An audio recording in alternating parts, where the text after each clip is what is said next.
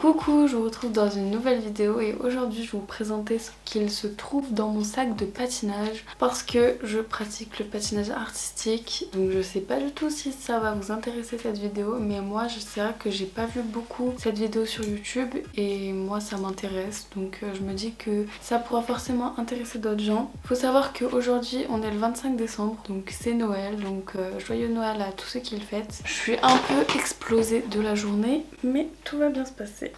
Donc mon sac de patinage il ressemble à ça. Voilà, ils ont toujours cette forme, les sacs de patinage, et donc il est pailleté et ça fait vraiment très longtemps que je l'ai. Je l'ai eu quand j'ai commencé le patinage. Ça va 2 minutes les notifications. Donc oui, j'ai eu ce sac quand j'ai commencé le patinage, donc il y a une dizaine d'années, et il tient toujours la route. Il est en très bonne forme, on peut dire ça comme ça.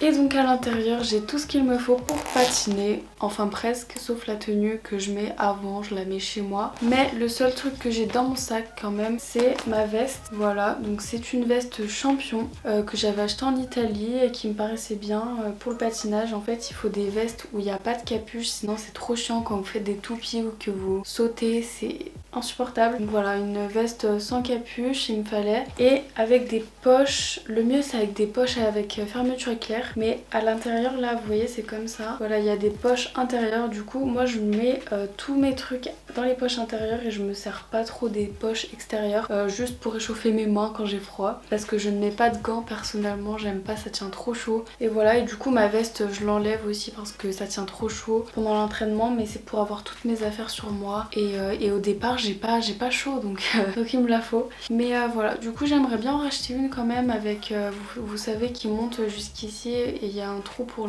passer les pouces. J'aimerais bien trouver ce genre de veste, donc mais voilà, mais elle fait quand même l'affaire. Ah oui, et du coup dans mes poches de veste, je vais vous montrer les trucs essentiels pour moi. C'est un jeton pour les casiers, donc j'ai ma carte de licence et bien sûr des mouchoirs. Mais alors ça c'est indispensable aussi, parce que sur la glace, votre corps il a froid mais en même temps vous avez chaud, du coup vous avez le nez qui coule quand même. Quand je fais des toupies, j'ai la morphe qui sort, avec la force centrifuge, c'est n'importe quoi.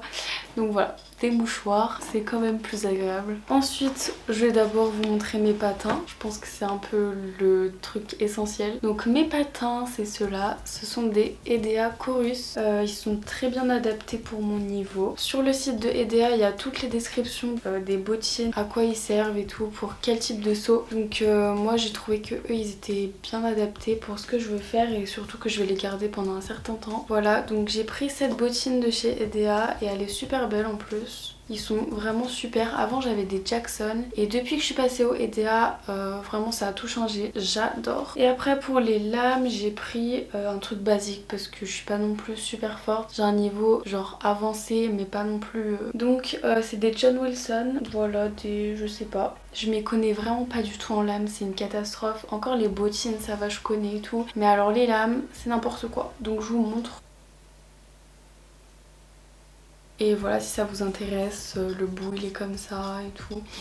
Voilà, donc c'est pour ça que j'ai pris un truc basique. Et après j'ai des protège-lames comme ça en mousse de la marque EDA, encore une fois. Ça c'est pour les garder tout le temps bien à l'abri de l'humidité, parce qu'à l'intérieur il y a des mousses absorbantes. Donc c'est parfait. Voilà, et en plus ils sont trop mignons, c'est des petits dragons, je les adore. Dans mon sac j'ai une serviette pour essuyer mes patins, enfin les lames après un entraînement. Donc c'est une petite serviette, c'est la taille parfaite pour les patins, que j'ai acheté chez Emma. Là je l'ai acheté il y a pas très longtemps parce qu'avant j'avais toujours des serviettes trop grandes ou enfin qui étaient pas adaptées, et là c'est vraiment parfait. J'ai d'autres protège-lames, donc des protège-lames en plastique pour marcher avec les patins hors glace. Donc voilà, pour faire des allers-retours entre les vestiaires et la glace tout simplement. Ça fait longtemps que je les ai, et quand je les ai achetés, en fait normalement ils sont censés changer de couleur avec la température, mais ils n'ont jamais changé de couleur, donc je suis très déçue parce que moi je suis pas du tout une fan du rose normalement, mais c'est pas grave, hein, ça fait l'affaire.